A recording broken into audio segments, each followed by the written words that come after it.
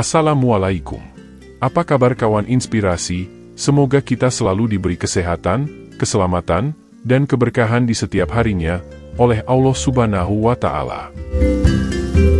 Apa jadinya jika Abu Nawas yang cerdik dan banyak akal menjadi korban salah tangkap? Sebelum kita masuk ke kisahnya, jangan lupa beri like dan komen agar kami lebih semangat. Selamat menyaksikan.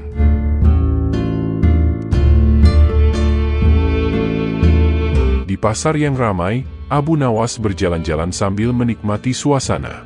Tiba-tiba, seorang pedagang ikan berteriak kepadanya. "Hei, Abu Nawas, berhentilah berpura-pura. Kembalikan kucingku yang kau curi," teriak seorang pedagang ikan dari kejauhan. "Wahai saudaraku, aku tidak mengerti apa yang kau bicarakan. Aku tidak mencuri kucingmu," jawab Abu Nawas yang sedang bingung. "Jangan berbohong. Aku melihatmu bermain-main dengan kucing hitamku pagi ini," cecar sang pedagang ikan. Pedagang lain yang penasaran mulai berkumpul dan menuding Abu Nawas sebagai pencuri. Abu Nawas, yang dikenal karena kecerdasan dan kejujurannya, merasa terhina dan bertekad untuk membersihkan namanya. "Baiklah, jika itu yang kalian pikirkan, aku akan membuktikan kebenaranku. Aku akan menemukan pencuri sebenarnya sebelum matahari terbenam," terang Abu Nawas yang merasa difitnah. "Kau punya waktu sampai matahari terbenam, Abu Nawas. Jika tidak, kau harus membayar semua kerugian kami," tantang pedagang ikan. Abu Nawas yang merasa sedang difitnah, kini mulai menyelidiki masalah yang sedang menimpanya. Ia lalu bertanya kepada para pedagang dan pengunjung pasar. Ia menemukan informasi baru, beberapa pedagang telah kehilangan ikan dan daging, dan semuanya menuduh kucing hitam yang sama. Namun, tidak ada yang benar-benar melihat kucing itu mencuri. "Kucing hitam ya? Mari kita lihat apakah kucing ini yang benar-benar mencuri atau ada sesuatu yang lain yang terjadi di sini," gumam Abu Nawas penasaran. Dengan tekad yang kuat, Abu Nawas memulai petualangannya untuk mengungkap misteri di balik tuduhan salah yang dialamatkan kepadanya. Dia tahu bahwa dia harus bertindak cepat dan cerdas untuk menemukan bukti yang akan membersihkan namanya dan mengungkap kebenaran. Abu Nawas mengikuti jejak kucing hitam yang menghilang di antara kerumunan orang. Jejak itu membawanya ke belakang toko ikan, di mana aroma dari ikan laut memenuhi udara. Abu Nawas berbicara dengan pedagang ikan yang tampaknya sangat marah. "Saudara, apakah kucing ini sering muncul di sini?" tanya Abu Nawas. "Ya, dia selalu datang dan mencuri ikan-ikan segarku, aku sudah lelah mengusirnya," jawab pedagang ikan frustasi. Abu Nawas memperhatikan jejak kaki kucing yang mengarah ke arah lain. Ia mengikuti jejak itu hingga ke dekat tumpukan jerami di sudut pasar. Di sana, ia menemukan seorang anak kecil yang sedang bermain-main dengan kucing hitam. "Hai nak, siapa namamu?" tanya Abu Nawas. "Namaku Ali, dan kucing ini bernama Momo," jawab anak kecil itu. "Ali, apakah Momo sering mencuri ikan di pasar?" lanjut Abu Nawas. "Tidak paman. Momo hanya suka bermain-main dengan ikan-ikan yang jatuh dari keranjang. Dia tidak pernah mencuri," jawab Ali membantah. Abu Nawas tersenyum. Ia menyadari bahwa Momo sebenarnya tidak bersalah. Kucing itu hanya ingin bermain dengan ikan-ikan yang tergeletak di tanah. Abu Nawas memutuskan untuk mengungkapkan kebenaran kepada para pedagang. "Wahai para pedagang, aku punya berita baik. Momo bukanlah pencuri. Dia hanya bermain-main dengan ikan-ikan yang terjatuh. Kita semua harus lebih berhati-hati dengan barang-barang kita," ucap Abu Nawas dengan suaranya yang lantang. Para pedagang terkejut dan malu karena telah menuduh Abu Nawas tanpa bukti yang cukup. Mereka meminta maaf kepada Abu Nawas dan Momo. Kucing hitam itu pun diberi makanan sebagai tanda perdamaian.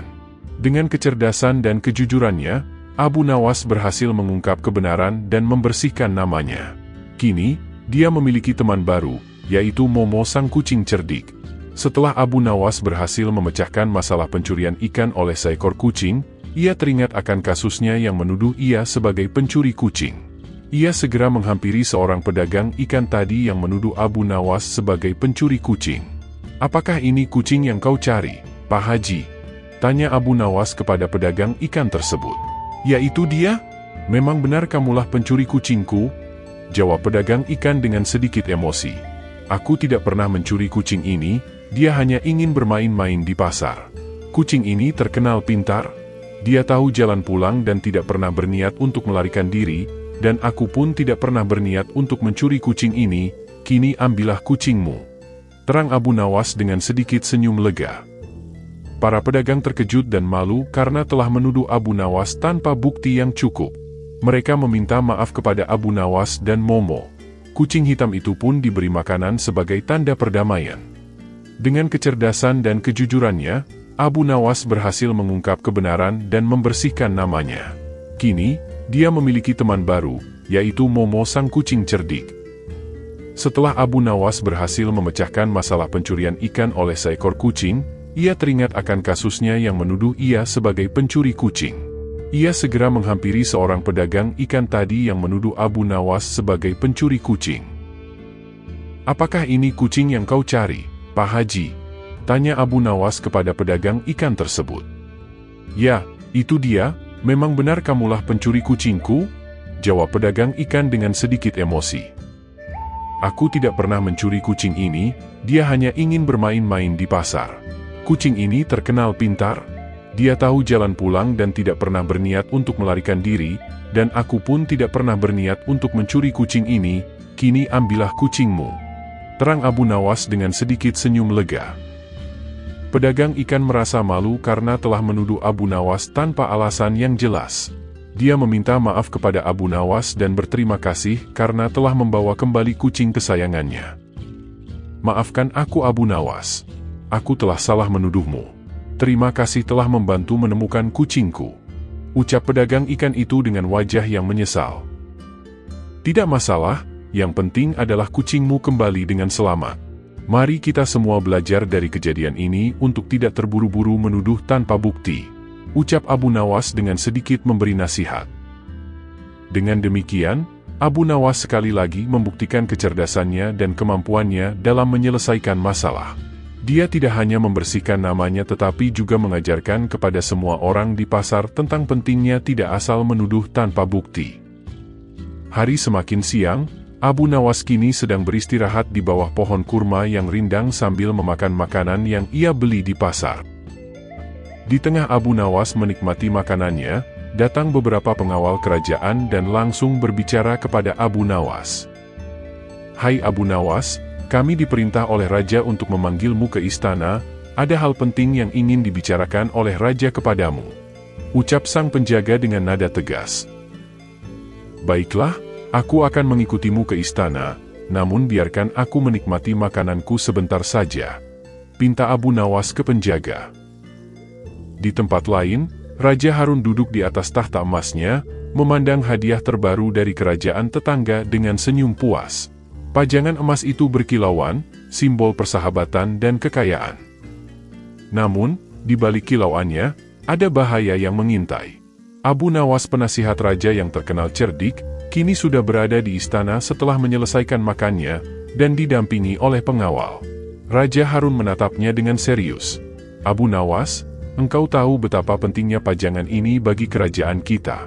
Aku mempercayaimu untuk menjaganya malam ini," ucap raja dengan wajah serius. "Tentu saja Baginda Raja, aku akan jaga pajangan ini dengan seluruh nyawaku," jawab Abu Nawas dengan rasa hormat. Malam itu, Abu Nawas berjalan menuju ruang penyimpanan dengan langkah hati-hati. Ia membuka pintu dan menatap pajangan emas yang berada di dalam kotak kaca yang terkunci. Lampu minyak menyala redup, menciptakan bayangan yang bergerak di dinding. "Betapa indahnya ciptaan ini. Tapi, aku harus waspada. Banyak mata yang mengincar," gumam Abu Nawas dalam hati. Entah mengapa, malam itu Abu Nawas merasa sangat lelah, ia tidak sengaja telah memejamkan matanya. Tiba-tiba, pintu terbuka dengan keras, dan para pengawal tidak mendapati pajangan emas itu di tempatnya. Pengawal kerajaan yang tidak tahu tentang Abu Nawas yang diperintah raja untuk menjaga pajangan emas, masuk dengan wajah tegang. "Abu Nawas, engkau tertangkap basah, apa yang kau lakukan di sini?" ucap seorang pengawal.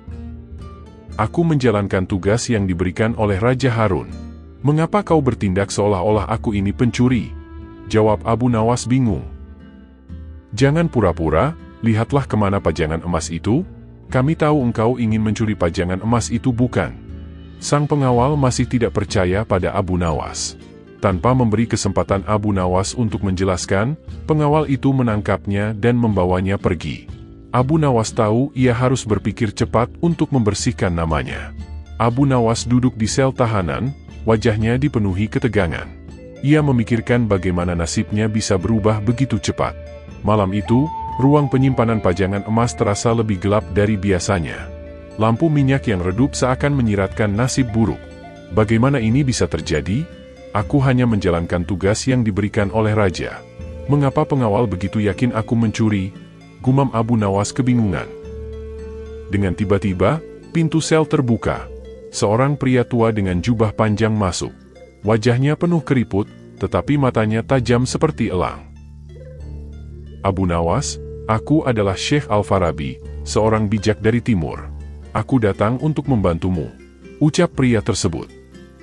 Tuan, apa yang bisa Anda lakukan? Tanya Abu Nawas. Kau harus menggunakan kecerdikanmu, Abu Nawas. Pengawal yang menuduhmu memiliki kelemahan. Cari tahu apa itu, ucap Syekh Al-Farabi. Abu Nawas mengangguk. Ia tahu bahwa ada jawaban tersembunyi di antara pengawal-pengawal itu. Malam itu, ia memutuskan untuk menginterogasi mereka satu persatu dengan taktik agar mereka tidak merasa diinterogasi. Setelah berbincang dengan Abu Nawas, Syekh Al-Farabi izin pamit untuk pergi, karena ia di sini hanya sedang berkunjung ke istana Baghdad dengan membawa surat dari kerajaan di timur. Pada malam harinya, ia memulai aksinya untuk menginterogasi pengawal yang menangkapnya. Pengawal, ceritakan apa yang kau lihat malam itu, tanya Abu Nawas selidik. Aku melihatmu berada di ruangan pajangan emas. Kau tampak gugup, jawab penjaga itu santai. Apakah kau yakin aku mencuri? Abu Nawas berkata dengan selembut mungkin agar tidak dicurigai. Tentu saja, kilau emas itu menggoda siapapun, jawab penjaga sambil menatap Abu Nawas dengan sinis. Abu Nawas tersenyum dalam hati. Pengawal pertama terlalu mudah tergoda oleh kilauan emas. Ia mencatat informasi ini dan melanjutkan ke pengawal berikutnya. Abu Nawas duduk di sel tahanan, memutar otaknya. Ia tahu bahwa kebenaran harus terungkap, dan ia harus menggunakan kecerdikannya untuk membersihkan namanya. Pengawal-pengawal yang menuduhnya duduk di ruang pengadilan, wajah mereka penuh ketegangan. Raja Harun, aku memohon kesempatan membuktikan kepolosanku. Saya tidak mencuri pajangan emas itu. Mohon Abu Nawas dengan wajah lesu. Buktikanlah, Abu Nawas. Kami ingin mendengar ceritamu. Abu Nawas meminta agar semua pengawal yang bertugas malam itu dipanggil. Satu persatu, mereka memberikan kesaksiannya. Abu Nawas memperhatikan dengan seksama. Ada satu pengawal yang ceritanya tidak konsisten dengan yang lain. Matanya gelisah, dan suaranya gemetar. Pengawal ketiga, apa yang sebenarnya kau lihat malam itu? Seledik Abu Nawas. Aku melihat Abu Nawas berada di ruangan pajangan emas. Tapi, aku tidak tahu apa yang sebenarnya terjadi, jawab pengawal ketiga. Abu Nawas tersenyum dalam hati. Pengawal ketiga adalah kuncinya. Ia mendekati pengawal itu dengan penuh perhatian. Pengawal ketiga, apa yang membuatmu ragu-ragu? Ujar Abu Nawas. Aku pun tidak tahu. Tiba-tiba saja aku merasa yakin Abu Nawas mencuri, jawab pengawal ketiga dengan sedikit gemetar. Abu Nawas menggali lebih dalam. Dengan beberapa pertanyaan cerdik, ia berhasil membuat pengawal ketiga mengakui kebohongannya. Jadi, kau tergoda oleh kilau emas, bukan? Kau yang mencuri pajangan itu, cecar Abu Nawas. Maafkan aku, Abu Nawas. Aku tidak tahan melihat emas begitu dekat, jawab penjaga ketiga dengan wajahnya yang pucat. Raja Harun terkesan dengan kecerdikan Abu Nawas. Ia membebaskannya dan memberikan hadiah sebagai tanda terima kasih. Abu Nawas kembali menjadi orang yang diakui kecerdasan dan orang yang amanah di mata rakyat, dan kerajaan kembali damai seperti sedia kala. Dengan langkah yang gontai, Abu Nawas pun pulang ke rumahnya. Setelah mengalami beberapa kejadian yang menguras tenaga dan otaknya, ia merasa butuh hiburan dan udara segar. Secara tiba-tiba, ia mendapatkan ide menarik. Ia memutuskan untuk mengunjungi kebun binatang. Ia rasa, Kebun binatang cocok untuk dirinya yang sedang membutuhkan hiburan dengan melihat hewan-hewan, dan yang pastinya udara di sana selalu sejuk dan segar. Setelah ia mendapatkan ide, ia bergegas pulang dengan cepat, agar bisa segera beristirahat, karena ia akan pergi ke kebun binatang sangat pagi sekali saat kebun tersebut baru buka, dan udara masih sangat segar. Pagi pun tiba, Abu Nawas berjalan dengan langkah gembira menuju kebun binatang kerajaan. Matahari bersinar terang, dan udara dipenuhi dengan aroma bunga segar dan suara riang dari burung-burung yang berkicau. Di pintu masuk kebun binatang, penjaga yang ramah menyambutnya. "Selamat datang Abu Nawas, apa yang membawa Anda ke sini hari ini?"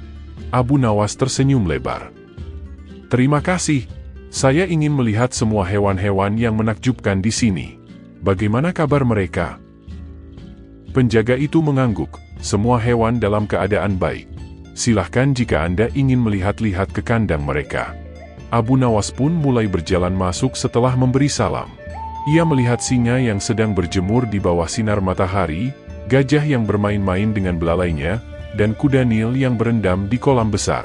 Tiba di kandang monyet, Abu Nawas tertawa melihat aksi nakal para monyet yang bermain-main di atas pohon. Salah satu monyet berjongkok di atas cabang dan memetik buah-buahan. Abu Nawas berbicara dengan lembut. "Hei, teman-teman monyet, apa kabar?" Monyet-monyet itu melihat Abu Nawas dan berteriak riang. Salah satunya menjulurkan lidahnya, seolah-olah ingin memberi salam. Abu Nawas tertawa dan memberi mereka beberapa kacang sebagai camilan. Namun, di tengah kegembiraan itu, Abu Nawas tidak menyadari bahwa penjaga kebun binatang yang baru datang sedang memperhatikannya dari kejauhan. Penjaga itu berpikir, "Siapa pria ini? Apakah dia ingin mencuri hewan-hewan?" Tanpa disangka, satu monyet kabur dari kandang yang Abu Nawas kunjungi. Abu Nawas berusaha menangkap monyet nakal yang melarikan diri. Monyet itu melompat dari satu cabang pohon ke cabang lainnya, menggoda Abu Nawas dengan ekor panjangnya. Abu Nawas berteriak, "Berhenti, kau si nakal!" Namun, monyet itu hanya tertawa dan terus berlarian. Abu Nawas yang semakin terobsesi untuk menangkapnya, tanpa disadari, telah berada di dekat pagar kandang. Penjaga kebun binatang yang baru datang melihat Abu Nawas dan berpikir, "Inikah pencuri hewan yang kami cari?" Tanpa memberikan kesempatan kepada Abu Nawas untuk menjelaskan, penjaga itu segera menangkapnya. Abu Nawas berusaha membebaskan diri. "Tunggu, aku bukan pencuri. Aku hanya ingin menangkap monyet itu." Namun, penjaga itu tidak mendengarkan dan membawa Abu Nawas ke hadapan raja. "Diam, kau akan menjelaskan semuanya di hadapan raja." Abu Nawas yang cerdik segera merencanakan cara untuk membersihkan namanya dan mengungkapkan kebenaran di balik kekacauan di kandang monyet. Abu Nawas kini berdiri di hadapan raja dan pengadilan. Wajahnya tetap tenang meskipun situasinya kacau. Sultan menatapnya dengan tajam. "Abu Nawas, kau membuat kekacauan lagi. Baru saja kemarin kau terbebas dari tuduhan pencurian, kini kau dituduh mencuri hewan-hewan di kebun binatang. Lalu apa yang kau miliki untuk membela diri?" Abu Nawas tersenyum dan berbicara dengan percaya diri. "Iya raja, saya memang berada di kandang monyet, tetapi bukan untuk mencuri. Saya hanya ingin menangkap monyet nakal yang melarikan diri. Lihatlah, saya bahkan membawa beberapa kacang sebagai camilan untuk mereka." Penjaga kebun binatang yang menangkap Abu Nawas mencibir. "Dia pasti berbohong, raja." Abu Nawas tidak terpengaruh. Ia melanjutkan, "Saya berbicara dengan monyet-monyet itu, dan mereka tahu saya bukan pencuri. Mereka bahkan memberi salam dengan menjulurkan lidah mereka." Raja mengangguk. "Baiklah, Abu Nawas. Berikan bukti bahwa kau tidak bersalah." Abu Nawas berpikir sejenak, lalu dengan cepat mengeluarkan sesuatu dari dalam jubahnya. "Inilah buktinya, Raja," katanya sambil menunjukkan seikat kacang yang masih utuh. "Monyet-monyet itu tidak akan menerima camilan dari pencuri, bukan?" Semua orang di pengadilan tertawa. Raja pun menggelengkan kepala. "Abu Nawas, kau memang pria yang cerdik. Kau bebas. Dan mulai sekarang, kita akan lebih berhati-hati dalam mengenali pengunjung di kebun binatang." Ucap raja tersenyum. Abu Nawas mengucapkan terima kasih dan keluar dari pengadilan dengan kepala tegak. Ia tahu bahwa kecerdikannya telah menyelamatkannya dari kesalahpahaman yang menggelikan ini. Demikianlah kisah Abu Nawas, yang tidak pernah kehabisan ide, untuk menyelesaikan segala masalah yang ia hadapi. Mohon maaf jika ada salah-salah kata. Jika ada saran dan kritik, atau request kisah inspiratif lainnya, silahkan tulis di kolom komentar, atau bisa juga DM ke akun sosial kami di kolom deskripsi di bawah. Akhirul kalam. Wassalamualaikum warahmatullahi wabarakatuh.